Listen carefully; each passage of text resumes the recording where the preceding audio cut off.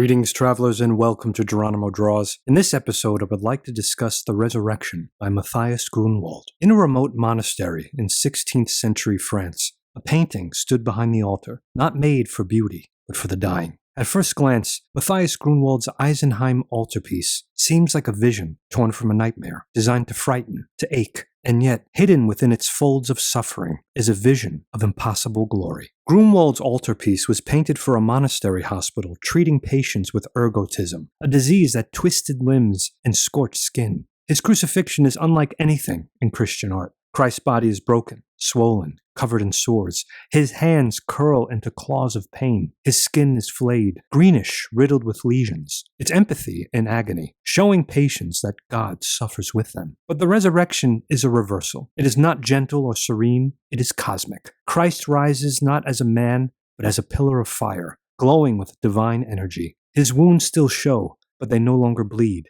They burn like stars. The very signs of his torture become marks of divinity. The sleeping soldiers below, rendered in shadow, serve as a stark contrast. They belong to the world of death. Christ no longer does. Grünewald stages the soldiers in dark blues and browns, dragging the eye downward, but the brilliance of Christ pulls us up. Grünewald uses light like a divine rupture, shattering darkness with radiant gold, red, and white. It is resurrection as transformation and transcendence. Here, death is not undone, it is conquered. The pain is not erased, it is exalted. The altarpiece reminds us that resurrection is not just waking from death, it's becoming something new, something unrecognizable to the world that came before. This work by Matthias Grünewald was painted for the broken, the fevered, and the hopeless.